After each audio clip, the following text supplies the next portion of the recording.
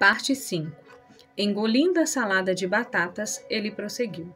A segunda lição é a constatação de que você ficou mais furioso ainda ao perceber que eu não estava nem um pouco aborrecido.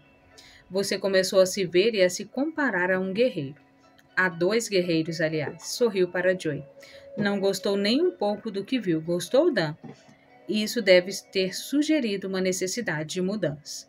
Permaneci sentado e mal-humorado, absorvendo o que Sócrates dissera. Nem percebi que ele e Joey tinham se afastado. Em pouco tempo voltou a chuviscar. Sócrates e Joey voltaram para onde estávamos. Sócrates começou a dar saltos imitando o meu comportamento anterior. Maldita chuva, gritava, estragou nosso piquenique. Andava de um lado para o outro com passos duros, parava e piscava para mim, sorria maliciosamente. Então jogou-se de barriga em um charco de folhas úmidas e fingiu nadar. Joey começou a cantar ou a rir e eu não saberia dizer qual dos dois. Por fim, entreguei-me e comecei a rolar com ele nas folhas molhadas, lutando com Joey. Apreciei particularmente essa parte e acho que ela também. Corremos e dançamos loucamente até a hora de partir. Joey era peralta e divertida, embora possuísse todas as qualidades de uma mulher forte e orgulhosa. Rapidamente eu fiquei caído por ela. O ônibus saculejava ao descer a estrada tortuosa das colinas que se elevavam acima da baia, e o céu foi ficando rosa e dourado ao pôr do sol. Sócrates fez uma tentativa débil de resumir minhas lições enquanto eu me esforçava para ignorá-lo e continuar enroscado com Joey no banco de trás. Ei, quer me dar um pouco de atenção? Pediu. Estendeu a mão, pegou meu nariz entre dois dedos e virou meu rosto para ele. O que você quer? Indaguei. Joey sussurrava ao meu ouvido enquanto Sócrates segurava meu nariz. Prefiro ouvi-la a ouvir você. Ela só vai levar-o para a vida mansa, disse sorrindo e soltou meu nariz. Até um tolo nas garras do amor pode ver que a mente cria tanto desapontamento quanto alegrias. Excelente escolha de palavras, observei perdendo-me nos olhos de Joey. Depois de uma curva, mergulhamos no silêncio, observando São Francisco acender suas luzes. O ônibus parou ao pé da colina. Joey levantou-se rapidamente e saiu do ônibus, seguida por Sócrates. Fiz menção de segui-los, mas ele me lançou um olhar e disse não. E isso foi tudo. Joey olhou-me pela janela aberta. Joey, quando a verei de novo? Talvez logo. Depende, disse ela. Depende do quê? Perguntei. Joey, espere, não se vá. Motorista, deixe-me descer. Mas o ônibus estava em movimento. Joey e Sock desapareceram na escuridão. Passei o domingo dominado por profunda depressão, sobre a qual não tinha controle. Nas aulas de segunda-feira, quase não ouvi o que o professor dizia. Fiquei preocupado durante os treinos e minha energia foi consumida. Não comia desde o piquenique. Preparei para minha visita de segunda noite ao posto de gasolina. Se encontrasse Joey lá, pediria que saísse comigo ou que me deixasse sair com ela. Ela e Sócrates estavam rindo quando entrei no escritório. Sentindo-me um estranho, pensei que estavam rindo de mim. Entrei, tirei os sapatos e sentei-me. Bem, Dan, está mais esperto do que no sábado? Indagou Sócrates. Joey limitou-se a sorrir, mas de um modo que me magoou. Temi que você não fosse aparecer hoje, Dan, com medo de que eu dissesse algo que não quisesse ouvir. As palavras dele soavam como pequenas marteladas. Cerrei os dentes. Tente relaxar, Dan, aconselhou-me ela. Eu sabia que estava tentando ajudar, mas me sentia esmagado e criticado pelos dois. Dan, prosseguiu Sócrates, olhe para você. Se continuar cego para as suas fraquezas, como poderá corrigi-las? Eu mal podia falar. Quando o fiz, minha voz tremia de tensão, raiva e autocomiseração. E eu estou olhando. Não queria bancar o tolo na frente de Joey. Sócrates prosseguiu jovialmente. Já lhe disse que a atenção compulsiva que você dá aos humores e impulsos da mente é um erro fundamental. Se insistir, continuará a ser como é, e não consigo imaginar destino pior. Sócrates soltou uma gargalhada entusiasmada e Joey esqueceu com um movimento de cabeça. Ele pode ficar zangado, não é? Disse ela, rindo para Sócrates. Cerrei os punhos e mantive minha voz firmemente controlada. Não estou achando graça em nenhum dos dois. Sócrates recostou-se na cadeira. Você está com raiva, mas está fazendo um péssimo trabalho ao tentar escondê-la, e essa raiva é a prova de suas ilusões obstinadas. Por que defender um eu no qual você nem acredita? Quando esse jovem asno vai crescer? Você é o único louco? Ouvi meu próprio grito. Eu estava bem até encontrar você. O seu mundo parece cheio de sofrimento, não meu. Fico deprimido sim, mas só quando estou aqui com você. Nem Joy nem Sócrates disseram uma palavra. Limitaram-se a balançar a cabeça, tentando parecer solidários e compassivos. Maldita compaixão. Vocês dois acham que tudo tão claro, tão simples e tão engraçado. Não entendo nenhum dos dois e não sei se quero entender. Cego de constrangimento e perplexidade, sentindo-me um tolo, saí pela porta, jurando a mim mesmo esquecer Sócrates, esquecer Joy, esquecer que nenhuma madrugada estrelada eu estive entrando naquele poço de gasolina. Minha indignação era falsa e eu sabia disso. E o pior é que eles também sabiam. Eu fiquei furioso. Sentia-me como se fosse um garotinho. Podia suportar perder o prestígio diante de Sócrates, mas não diante dela.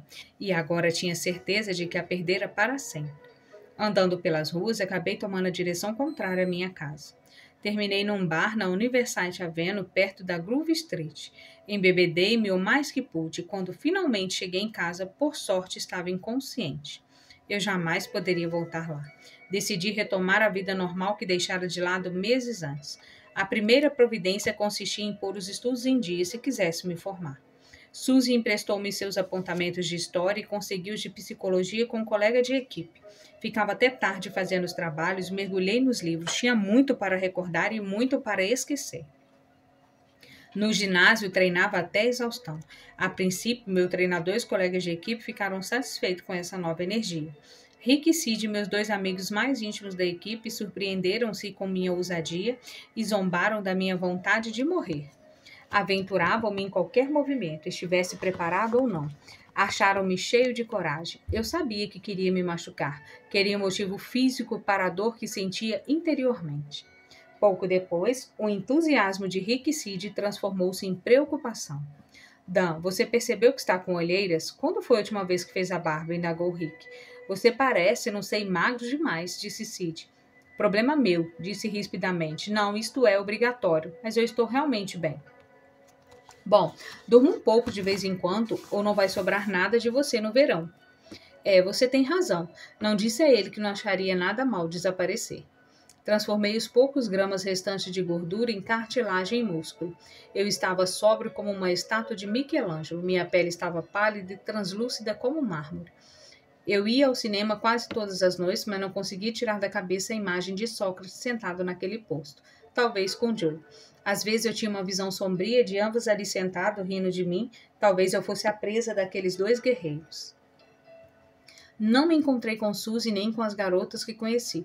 Todo impulso sexual era descarregado no treinamento lavado com suor. Ademais, como eu poderia fitar outros olhos depois que vi os de Joey? Certa noite acordei com uma batida na porta e a voz tímida de Suzy do lado de fora. Dan, você está aí? Dan! Ela deixou um bilhete debaixo da porta. Nem me deu o trabalho de levantar e lê-lo. Minha vida tornou-se uma provação. O riso das outras pessoas feria meus ouvidos. Imaginava Sócrates e Joey gargalhando como dois feiticeiros tramando contra mim. Os filmes a que assistia tinham perdido toda a graça. A comida tinha gosto de goma. E um dia, durante uma aula em que o Atis analisava as influências sociais de alguma coisa, fiquei em pé e comecei a gritar a plenos pulmões que era tudo besteira. O Atis tentou ignorar-me, mas todos os olhos, cerca de 500 pares deles, voltaram-se para mim. Estava decidido a provar a todos eles que era tudo besteira.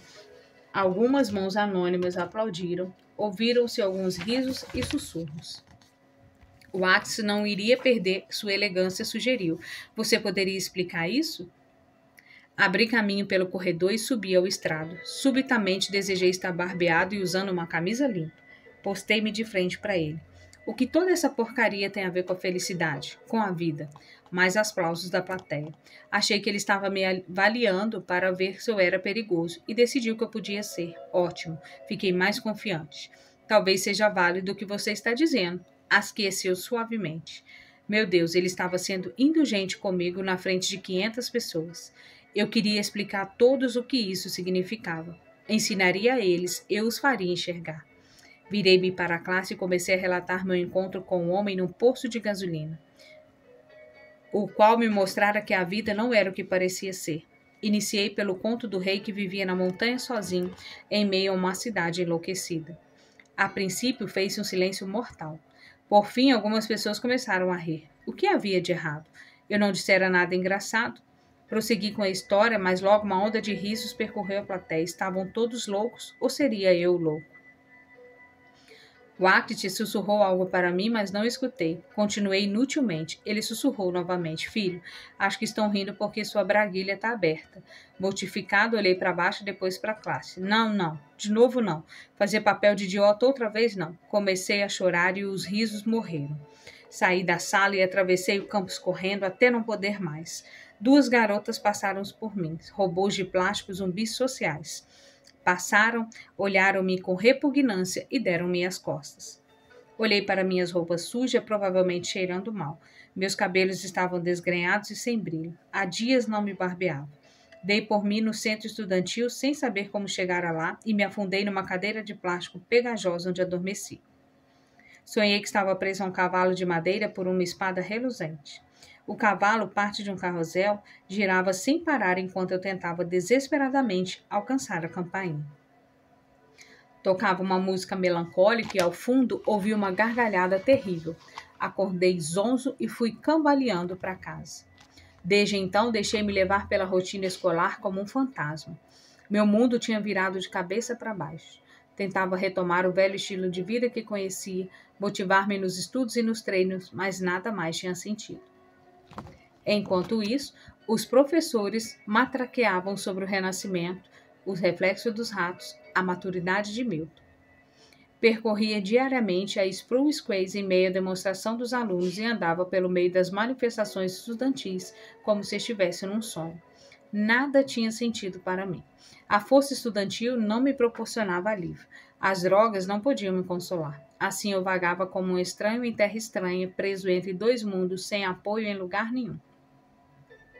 No final de uma tarde, sentei-me num pequeno bosque de sequoias, próximo à parte mais baixa do campus, esperando o anoitecer, e pensando na melhor forma de me suicidar. E não pertencia mais à terra. Eu não sei como perder os sapatos, tinha apenas uma meia e meus pés estavam sujos de sangue ressecado. Não sentia dor, nada. Decidi ver Sócrates pela última vez. Arrastei-me até o posto e parei do outro lado da rua. Ele estava terminando de atender um cliente, quando uma senhora e uma menina de cerca de 4 anos entraram no posto. Acho que a mulher não conhecia Sócrates, talvez estivesse pedindo alguma informação. De súbito, a menina estendeu a mão para ele. Sócrates tomou-a nos braços e ela enlaçou seu pescoço. A mulher tentou afastar a menina de Sócrates, mas ela não quis soltá-la. Sócrates riu e conversou com a garota, colocando-a no chão delicadamente. Ajoelhou-se e eles se abraçaram. Fiquei inexplicavelmente triste e comecei a chorar. Meu corpo estava tomado por profunda angústia. Virei-me, corri algumas centenas de metros e caí na calçada. Estava demasiado esgotado para ir para casa ou fazer o que quer que fosse. Talvez isso tenha me salvado.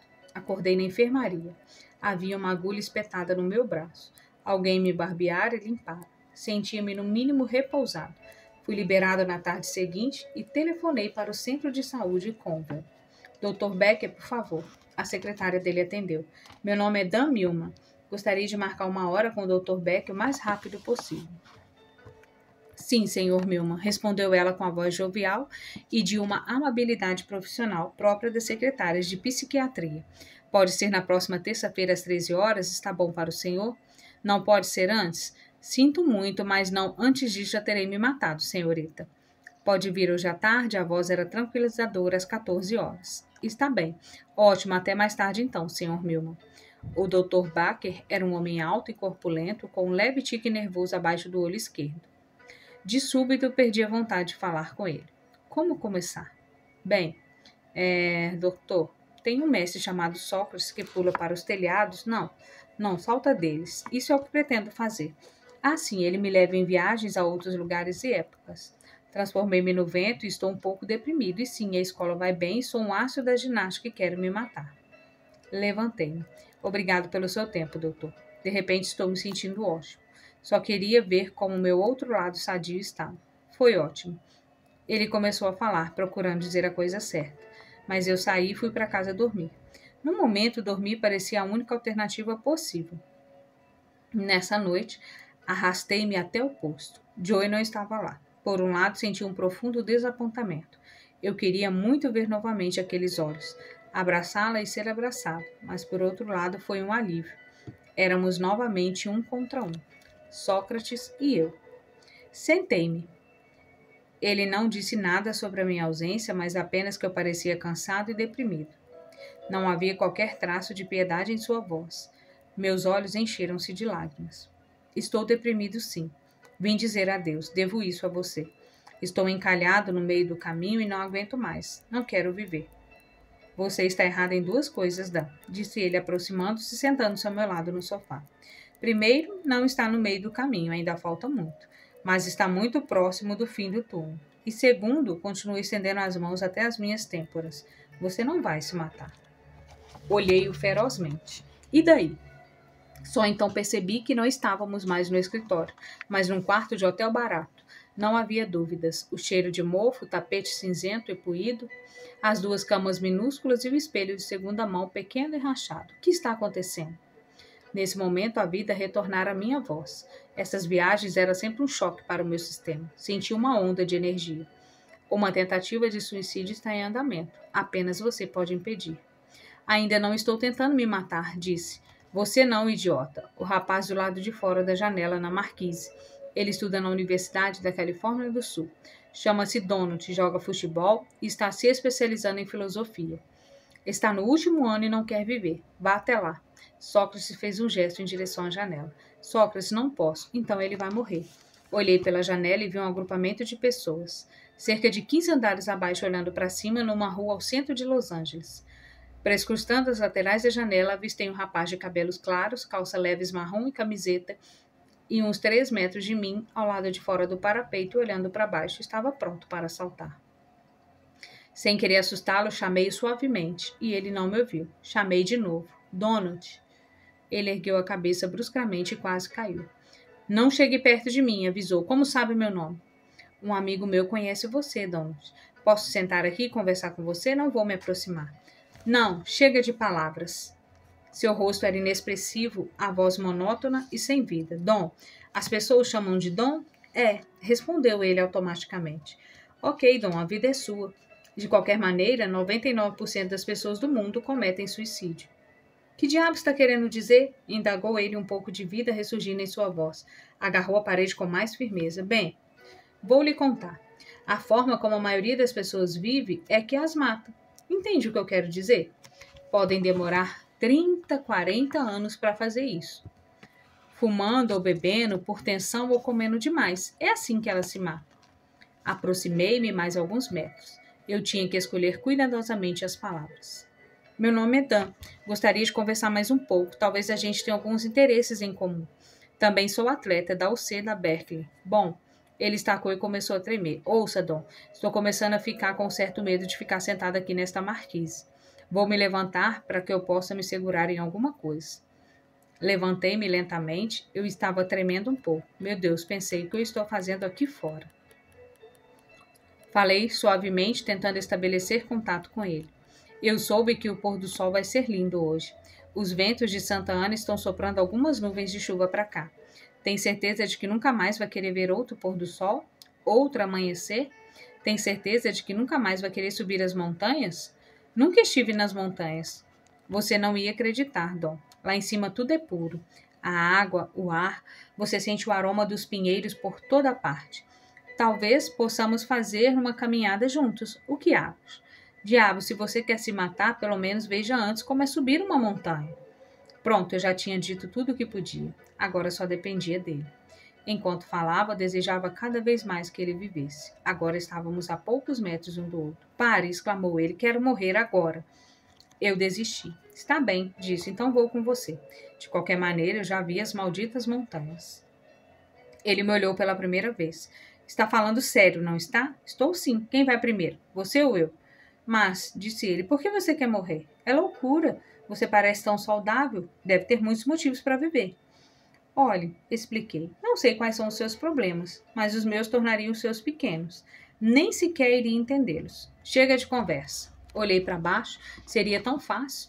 Bastaria debruçar-me e deixar que a gravidade fizesse o resto.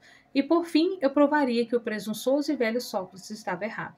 Poderia cair rindo e gritando: você estava errado, seu velho desgraçado. Até chegar embaixo, até esmagar meus ossos e triturar meus órgãos e acabar de vez com os pores do sol. Espere, Dom estendeu a mão para mim. Hesitei e por fim agarrei-o. Olhei nos olhos e o rosto de Dom começou a mudar, a diminuir. Os cabelos escureceram, o corpo reduziu de tamanho. Lá estava eu de pé, olhando para mim mesmo. Então a imagem do espelho desapareceu e fiquei sozinho. Dei um passo para trás, sobressalto e escorreguei. Caí rolando sem parar. Via mentalmente o terrível espectro encapuzado aguardando o vigilante lá embaixo. Ouvi a voz de Sócrates gritando de algum lugar lá em cima. 10º andar, lingerie, colchas, 8º andar, artigo doméstico, camas fotográficas. Eu estava deitado no sofá do escritório, diante do sorriso bondoso de Sócrates. E então, indagou ele, vai se matar? Não. Mas com essa decisão, o peso e a responsabilidade de minha vida mais uma vez caíram sobre mim. Disse a ele como me sentia. Sócrates segurou-me pelos ombros e limitou-se a dizer: fique com isso, Dan. Antes de sair naquela noite, perguntei: onde está Joy? Quero vê-la de novo. No devido tempo, ela irá ao seu encontro. Depois, talvez. Mas se ao menos eu pudesse falar com ela, tudo seria muito mais fácil. Quem lhe disse que seria fácil? Sócrates disse: tenho que vê-la. Você não tem que fazer nada, exceto parar de ver o mundo através de seus próprios desejos pessoais. Liberte-se. Quando perder a mente, você recuperará os sentidos. Até lá, contudo, quero que continue a observar, tanto quanto possível, as ruínas dessa sua mente. Se ao menos eu pudesse telefonar para ela... Vai, ordenou ele. Nas semanas seguintes, o ruído em minha mente reinou supremo. Pensamentos estúpidos, aleatórios, rebeldes, culpas, ansiedades, desejos, só ruído. Até no sono, a trilha sonora ensurdecedora feria meus ouvidos. Sócrates tivera razão todo o tempo. Eu estava numa prisão. Numa terça-feira à noite, eram 10 horas quando corri até o posto. Entrei no escritório gemendo. Sócrates, vou enlouquecer se não conseguir diminuir o ruído. Minha mente está descontrolada. É tudo como você disse. Ótimo, exclamou ele, a primeira percepção de um guerreiro. Se isto é progresso, eu quero retroceder. Dan, quando você monta um cavalo selvagem achando que é manso, o que acontece? Ele joga a gente no chão, ou dá um coice na cara. Foi dessa maneira que a vida chutou sua cara diversas vezes. Não pude negar. Mas se sabe que o cavalo é selvagem, pode lidar com ele de maneira apropriada. Acho que entendo, Sócrates. Está querendo dizer que entende que pensa? Perguntou sorrindo. Saí com instruções para deixar que minha percepção se estabilizasse nos dias seguintes. Fiz o possível. Minha consciência ampliara-se nos últimos meses, mas voltei ao escritório com as mesmas perguntas. Sócrates, finalmente percebi a extensão do meu ruído mental do meu cavalo selvagem. Como posso domá-lo? Como diminuo o ruído? O que posso fazer? Ele coçou a cabeça. Bom, acho que você vai ter que desenvolver um senso de humor, disse soltando uma gargalhada. Em seguida, bocejou e espreguiçou-se. Não como a maioria das pessoas costuma fazer, com os braços estendidos para os lados, mas como um gato. Curvou as costas e ouvi sua coluna estralar. Craque, craque, craque. Sócrates, você sabia que parece um gato quando se espreguiça? Perguntei. Acho que sim, replicou ele indiferente. É uma boa prática copiar os traços positivos dos vários animais, assim como deveríamos imitar as qualidades positivas de alguns seres humanos. Por acaso, admiro o gato. Ele se movimenta como um guerreiro, mas acontece que você escolhe o modelo do asno. Está na hora de começar a expandir seu repertório, não acho?